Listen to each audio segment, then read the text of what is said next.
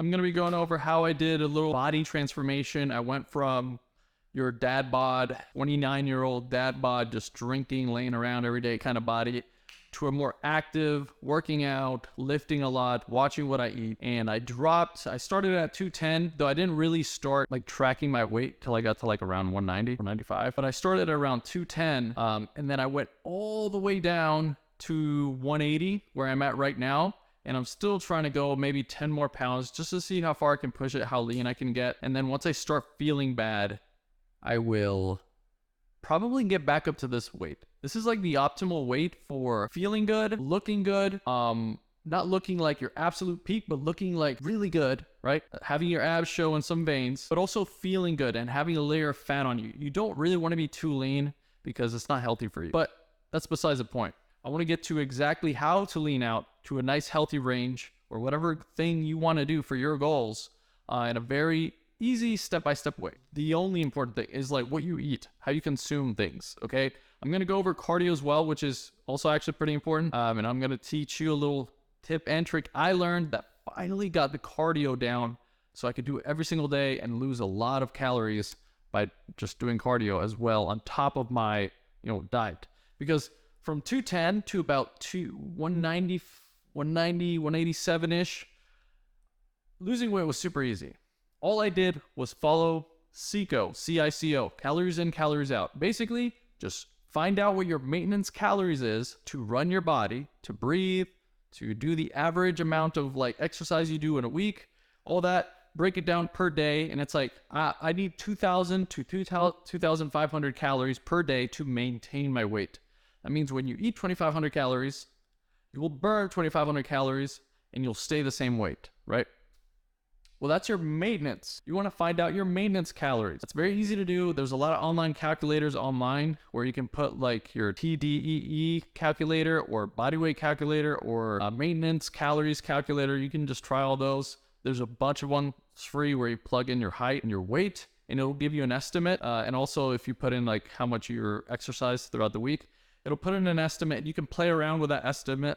It's not going to be accurate. The number you get there will not be 100% accurate. You have to figure it out yourself by tracking weight every single day. You need to track your weight every single day so you know if what you're doing is working. And then you need to eat right and eat the right amount of calories every single day. And then as you do this, you subtract 500 calories from that maintenance range. So that way you're losing 1 pound, 0.5 to 1 pound of body fat per week. That's the goal. You don't really want to lose too much more than that because at that point you're at risk of losing muscle, but also you might just be doing way too aggressive of a cut, which can, if I had to choose a healthier option, it would probably be a slower cut than just immediately cutting calories and, just messing with your hormones and stuff like that. But to start off, the most important thing about your diet is getting the right amount of protein. Whether you're bulking or cutting, trying to gain weight or lose weight, you need to get 1 gram of protein per pound of body weight. Okay, so if I weigh 180, I'm trying to get 180 grams of protein. That's me. That's what I try to do. You can do 0.6, 0.8 too. I've heard conflicting things. But just get as much protein as possible, as close to your body weight as possible. It's hard to do when you're cutting because a lot of protein means a lot of calories and it doesn't leave a lot of room for other stuff when you're cutting, and it can make it so that you're hungry throughout the day. Now, for me, for example, I'm at 1,800 calories. My maintenance is around 2,300, give or take. That was true for most of my cutting journey up until I hit a wall. After I lost about 20 so pounds, I hit a wall where it was no longer good enough to only rely on eating. And if I ate any less, I would start feeling bad and I didn't have energy and I'd be hungry and irritable. I have kids, I have a family, I have work. I can't just be in a foul mood all day to just try to get a leaner body, a leaner physique. That's not how you should do it, okay? Eat the right amount of calories. If you hit a point and you're hitting a wall and you're eating right and you're still not losing weight, now it's time to add cardio on top of that. Now, the way I like to do cardio is steady state cardio, slow pace cardio. I used to be one of these hardcore dudes who like ran every day 5 miles, and then I would work out that day too, and then not even have rest days. Like every single day I'm doing something intense. I'm doing 100 push-ups. I'm doing 50 pull-ups.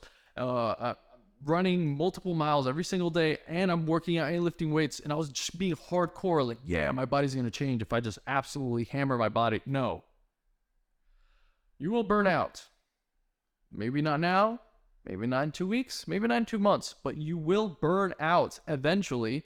And you want your fitness regimen to be something you do as a lifestyle, as a lifetime thing. You don't want to just be like insanely fit for 6 months, because you can't keep that up, right? As you get older in life, you can't do a bunch of HIIT cardio every single day. You can't do every single thing, every type of workout in one day and hope to recover, okay, from it. So you need to do an exercise that isn't really intense, and it's like, let me give it as this example, okay? A lot of people love HIIT cardio, which is really intense cardio for 1 hour or 30 minutes. I would rather walk on the treadmill for 1 hour and do that easily every single workout, or maybe do 45 minutes worth of walking on the treadmill, than kind of going into this high intensity cardio that my body's going to have to recover from on top of lifting weights. It is too much stress on the body while being in a caloric deficit to do all of this, okay? If you do a low intensity movement, like walking on the treadmill at high incline, maybe 2.5 to 3 miles per hour for 30 to 45 minutes after every single workout, and you do it consistently, because it's not difficult. Like, you can do it. It's not hard to do, right?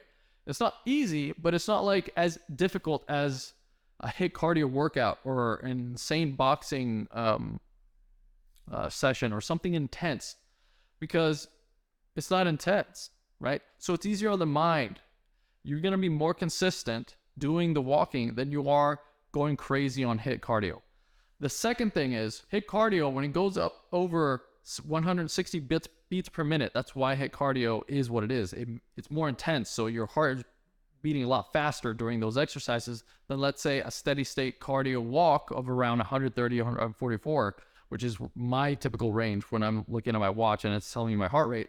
I'm trying to stay under 140 beats per minute or around 140 beats per minute, because in that zone, I'm not tapping into my muscle glycogen.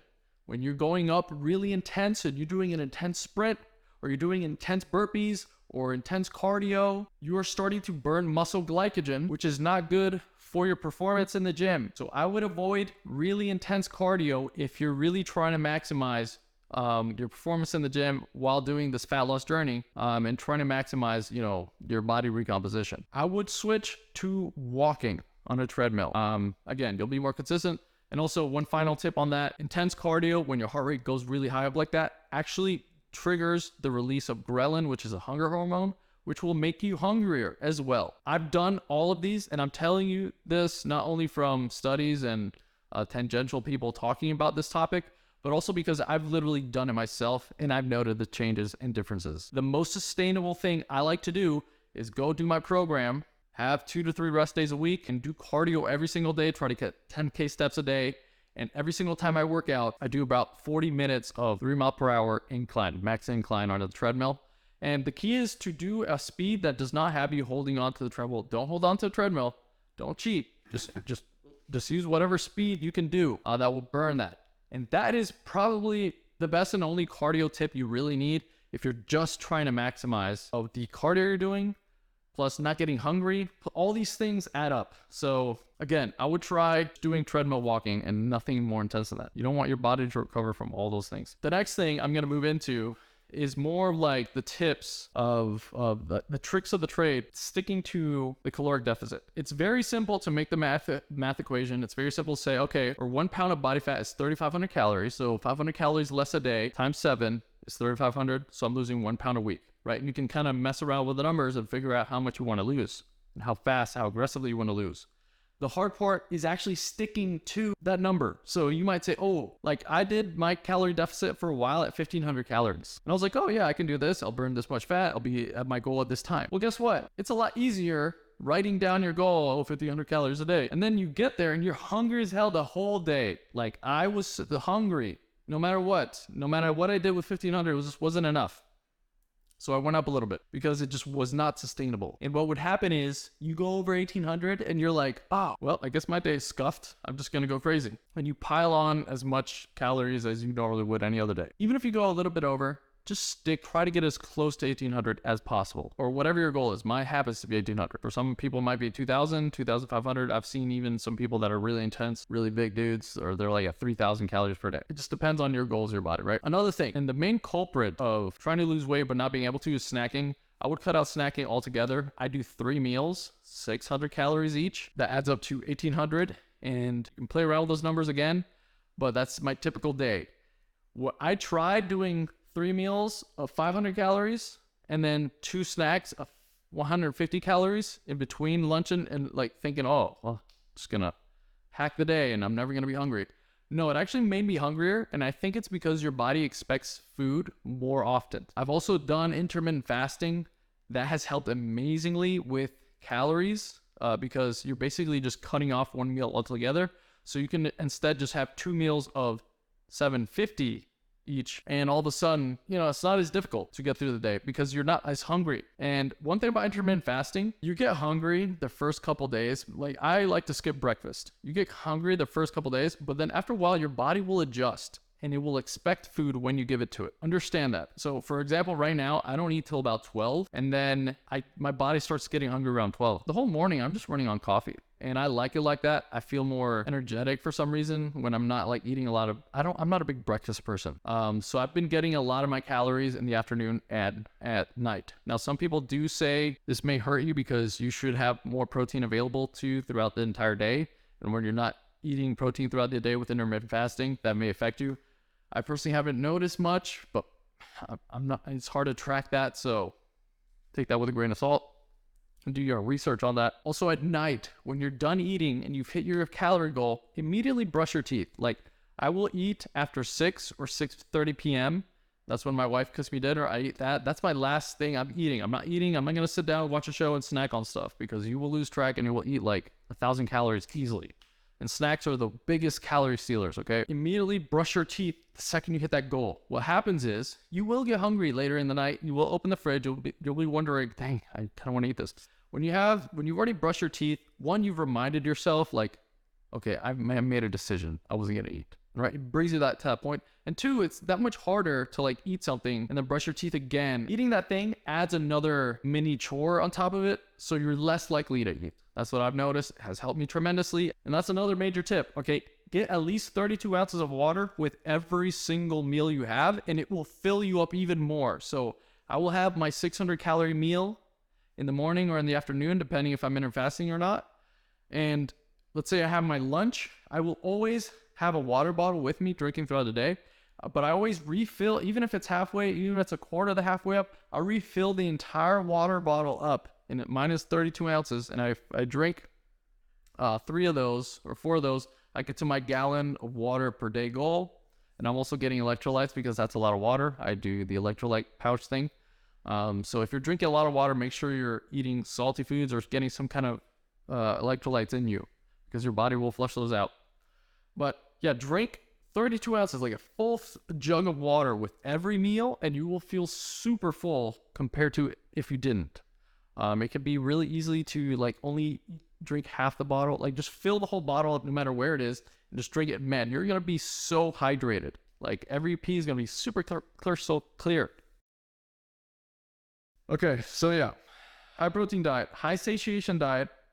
Satiation, look it up. There's a satiation index that you can see, which is basically foods that are really filling. So getting your calories in with strawberries and vegetables and fruits are going to be much more filling to your stomach. So you're going to be less hungry, and you're going to be able to eat a lot more of it because it's not calorie dense. It's nutrient dense, but it's not calorie dense. So I would really think about switching up your ratios when it comes to dinner. So if you're eating rice, veggies, and chicken, you might want to think about just doing way more veggies than rice in that scenario, right? You can still have a little bit of rice, but make sure most of your plate is veggies. You're going to feel a lot fuller, and you're going to eat way less calories. High satiation, high fiber foods. Schedule meals at the same time throughout the day. So the more systematic your day is every single week, the more you can expect your body to be hungry at certain times. So for example, I really only get hungry around 12 to 1 and around 5 to 6, because that's when I usually eat.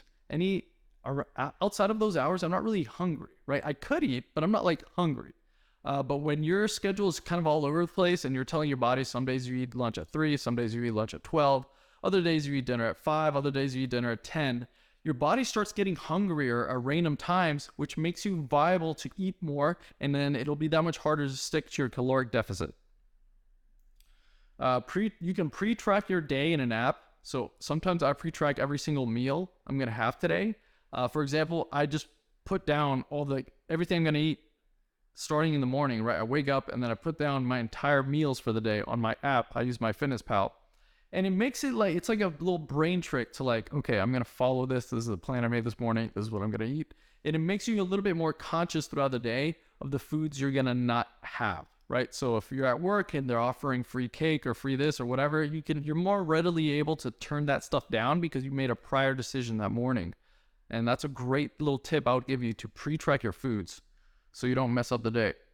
Try not to eat too many or drinks with calories in them because they're not very filling and they have a lot of calories. One of the easiest ways to get into a bulking phase is like drinking chocolate milk or just drinking juice.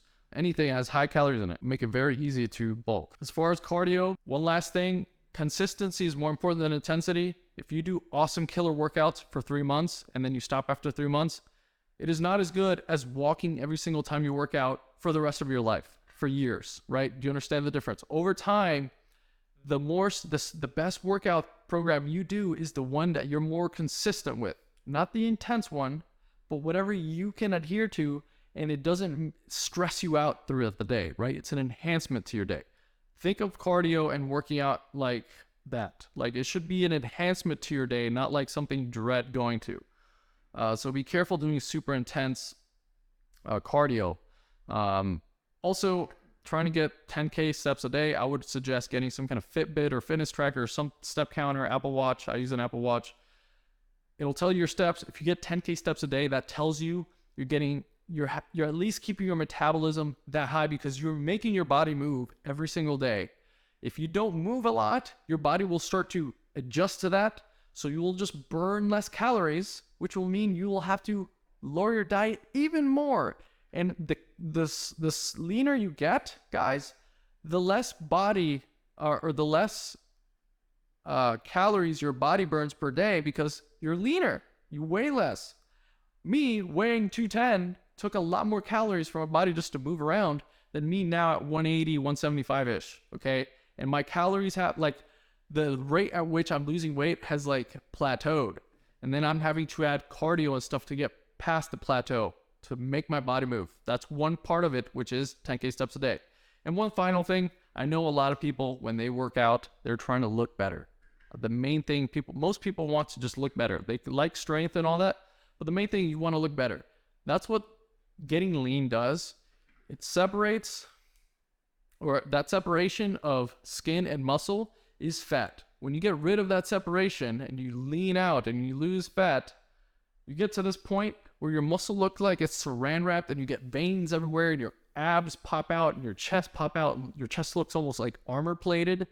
That look only happens if you intentionally lean yourself out by following caloric deficit. It is not easy, guys. This is what it takes. Some days you need to understand that you will be hungry. Some days you need to understand that you're not going to feel good and it's going to be difficult to adhere to this caloric deficit because there's a holiday or something's happening, blah, blah, blah. Take your time with it. Don't rush to your goal weight. It took me 8 months because Christmas and holidays and everything here and there, vacations, you'll see my weight will spike immediately after certain dates, like December 25th. My weight spiked and all that because it's hard to adhere to this. It just depends, guys. It's all up to your goals, but I know you'll be able to do it. Just stick to it. Remember, this is what it takes. It is not easy, and there's a reason why everyone's walking around jacked out of their mind. It takes a lot of dedication, skill, organization, systemization, and just overall willpower to achieve this goal. But man, I'm telling you, I've been a fat man and I've been a ripped man, and I choose ripped every single time.